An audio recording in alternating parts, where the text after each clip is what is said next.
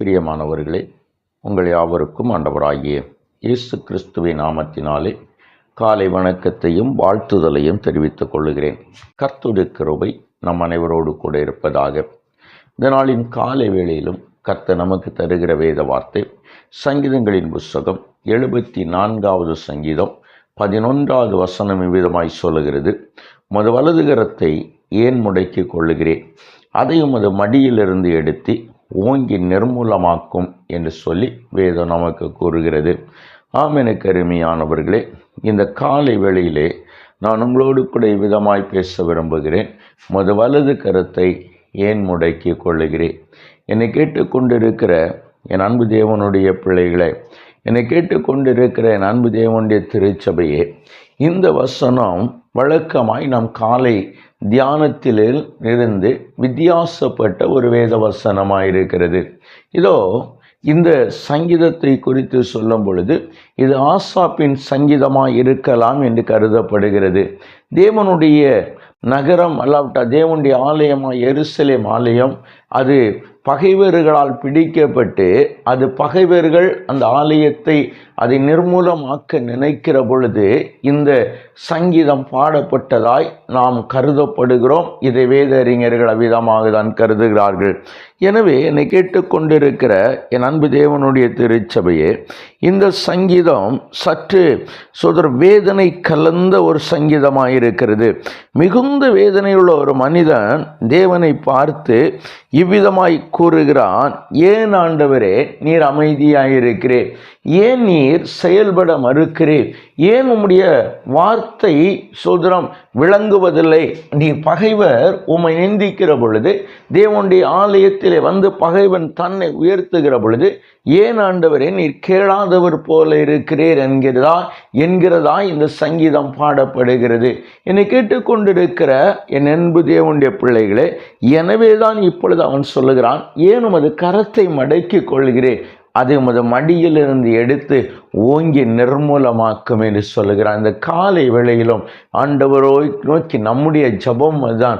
எவைகள் நமக்கு எதிராய் நிற்கிறதோ, எந்த காரியங்கள் நம்மளை வேதனைப்படுத்துகிறதோ, எந்த காரியங்களில் இருந்து நாம் விடுதலை பெற விரும்புகிறோமோ அவைகளில் இருந்து தேவன் தம்முடைய பலத்த கரத்தை எடுத்து ஓங்கி அவைகளை நிர்மூலமாக்கி நம்மை விடுதலையாக்க வேண்டும் என்று தான் நாம் நினைக்கிறோம். எனவே தான் இஸ்ரவேல் புத்திர 450 வருடம் எகிப்தின் அடிமைத்தனத்திலே இருந்தார்கள். அவர்கள் அந்த எகிப்தினுடைய அடிமைத்தனத்திலே நிற்கிற பொழுது அவருடைய கூக்குரல் தேவ சமூகத்திலே வந்து எட்டின பொழுது கர்த்தர் மோசே என்கிற ஒரு மனிதனை தெரிந்து கொள்ளுகிறார். இப்படி மோசையை தெரிந்து கொள்ளுகிற கர்த்தர் இந்த மோசையை பார்த்து சொல்லுகிறான்: நான் இஸ்ரேல் புத்திரரை எகிப்தின் நடுவில் இருந்து நான் அழைத்து கொண்டு வர உன்னை அனுப்பினேன் என்று சொல்லி அனுப்பி பார்வோனுடைய இருதயம் முதலாவது கடினப்பட்ட பொழுது பார்வோன் கேட்கிறான். அவருடைய சொல்லை கேட்க அவர் யார் என்று கேட்டபடியினாலே கர்த்தர் சொல்லுகிறார்: நான் ஓங்கிய புயத்தினாலும் பலத்த கரத்தினாலும் உங்களை எகிப்து என்கிற காலவாயிலிருந்து நான் வெளியே கொண்டு வருவேன் என்று சொல்லி என்னை கேட்டுக்கொண்டிருக்கிற அன்பு தேவ திருச்சபையே, அதை தான் கர்த்தர் செய்தார். எகிப்தியர்களை வாதைகளினால் வாதித்து தலைப்பிள்ளை சங்காரம் வரையிலும் சென்று எகிப்தியர்களுக்கு தான் தேவன் என்பதை தம்முடைய ஓங்கிய புயத்தினாலும் பலத்த கரத்தினாலும் கர்த்தர் நிரூபித்தார். இன்றைக்கும் அதே கர்த்தர் உயிரோடு கூட இருக்கிறார். இன்றைக்கும் அதே கர்த்தர் ஜீவிக்கிறவராயிருக்கிறார். நாம் ஆராதிக்கிற தேவன் அவர்தான். அவர் இந்த காலை வேளையிலும் உங்களிடத்திலும் இதே கிரியைகளை நடப்பிக்க விரும்புகிறார்.